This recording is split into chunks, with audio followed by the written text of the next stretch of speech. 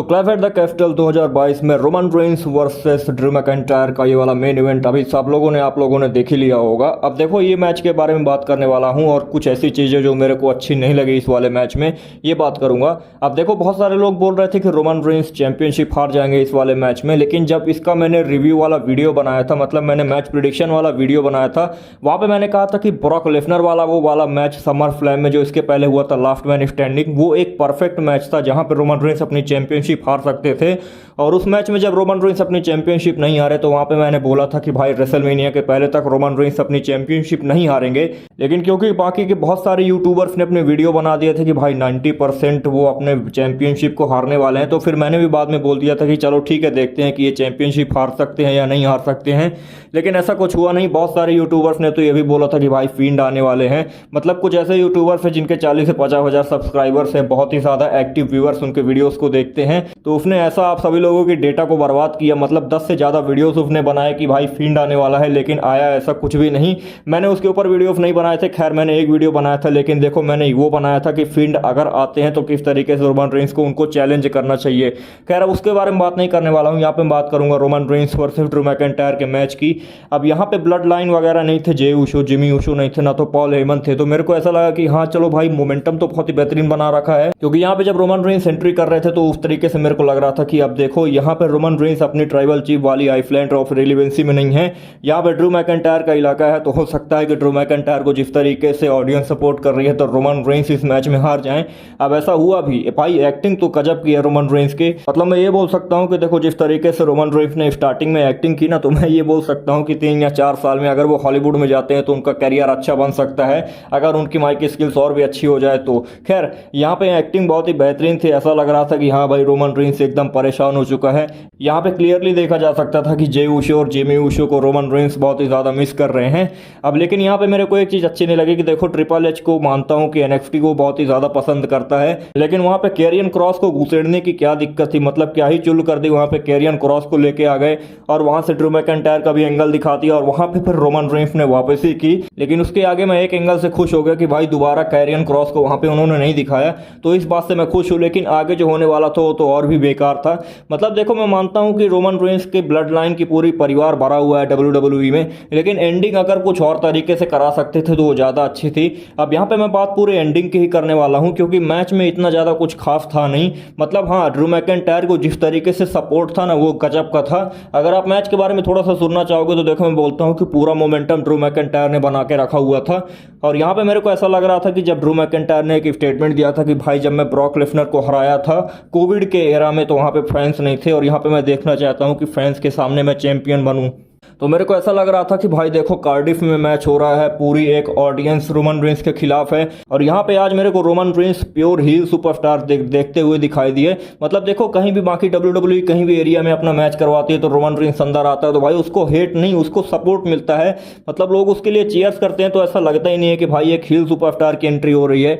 लेकिन यहाँ पे जब रोमन रेंस ने अपनी हील सुपरस्टार की एंट्री की थी तो लोगों ने हर एक बंदे, मतलब हर एक लोग ने उसको हेट किया।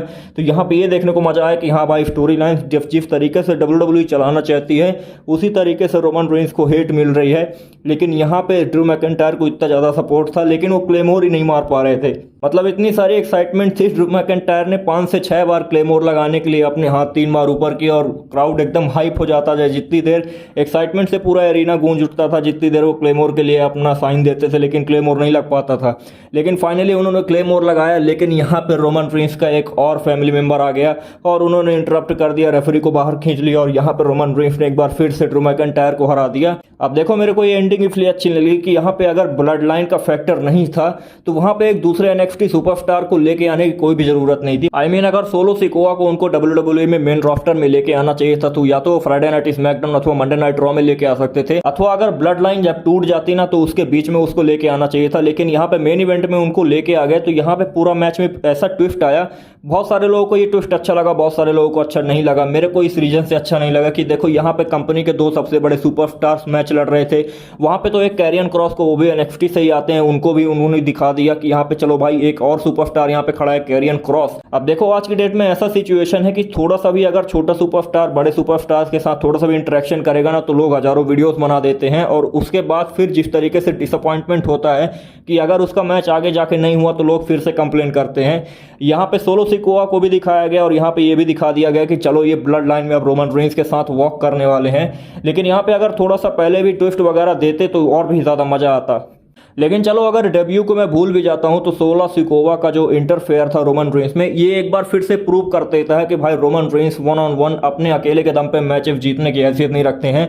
ये चीज़ मेरे को नहीं अच्छा लगा, क्योंकि देखो अगर बाकी के हिल सुपरस्टार्स को अगर मैं कंपैरिजन करूं तो ब्रॉक लेसनर भी हिल सुपरस्टार थे, ट्रिपल एच भी हिल सुपरस्टार थे। ट्रिपल एच अपने ही तरीके से जीता जाते थे, मतलब ट्रिपल एच के पास एक फ्लेज हैमर रहा करता था। जब एलिमिनेशन चेंबर में उनके मैचेस होते थे, स्टील केज में होते थे, तो बाकी के सुपरस्टार्स अगर उनको इंटरफेयर नहीं करते थे, हेल्प नहीं करते थे, तो वो खुद फिर किसी चीज़ से जीतते थे। तो यहाँ पे अगर रोमन रेंस अपनी चैंपियनशिप वगैरह मार के जीत जाते कुछ चीटिंग से, अथवा स्टील चेयर जो मारने के लिए गए थे वो अगर उनको सक्सेसफुल हो जाता, मतलब रोमन रेंस ही पूरी अगर चीटिंग करके जीतते, तो यहाँ पे ये साबित हो जाता कि भाई ट्राइबल चीफ अकेले में भी जीतने का दम रखता है। लेकिन यहाँ पे एनएक्सटी के एक सुपरस्टार को लेके आ जाना, सोलो सिकोआ को लेके आ जाना और यहाँ पे इंटरफेयर करा के उनको मैचेस जिता देना, ये प्रूव कर देता है कि भाई रोमन रेंस अकेले में मैचेस नहीं जीत सकते। अब देखो WWE ने जो पोस्ट किया था रोमन रेंस की चैंपियनशिप सेलिब्रेशन वाली जीतने की जो पोस्ट, जो रील शेयर किया था एक, और एक पोस्ट शेयर किया था, वहाँ पे अगर आप कमेंट पढ़ोगे ना तो वहाँ पे आपको देखने को मिलेगा किस तरीके से बार बार के लोगों ने गालियाँ दी हैं। तो वो आप जाके देख सकते हो, आपको दिख जाएगा। कोई भी पोस्ट रोमन रेंस से रिलेटेड अगर आप पढ़ोगे तो 2 या 4 लोग आपको ऐसे दिख जाएंगे। तो वहाँ पे मेरी भी ऐसी सोच है कि भाई देखो अगर रोमन रेंस को इस बार प्योर चीटिंग से, मतलब अगर वो खुद के दम पे चीटिंग करके जीत जाते तो यहाँ पे मेरे को ज़्यादा अच्छा लगता। कम से कम मैं ये भी बोल सकता था कि अगर चैंपियनशिप नहीं जीती तो कम से कम अपने दम पे चैंपियनशिप को बचा के चल रहे हैं। लेकिन यहाँ पे ट्रिपल एच अपने दिनों को याद कर रहे हैं, वो अपने एवोल्यूशन वाले डेज को याद कर रहे हैं। उन्होंने रोमन रेंस की भी ऐसी बुकिंग करके रख दी। यहाँ पे सोलो सिकोआ को मैंने इमेजिन नहीं किया था, लेकिन चलो अगर वो यहाँ पे आ जाते हैं कोई दूसरे मेन इवेंट में, अथवा स्मैकडाउन, फ्राइडे नाइट स्मैकडाउन, अथवा कोई रोमन रेंस का मैच वहाँ पे होता, तो वहाँ पे वो अगर आ जाते तो भी उनको उतनी ही इज्जत दी जाती। यहाँ पे उनका कोई बहुत ही ज़्यादा इम्पैक्ट बढ़ नहीं गया।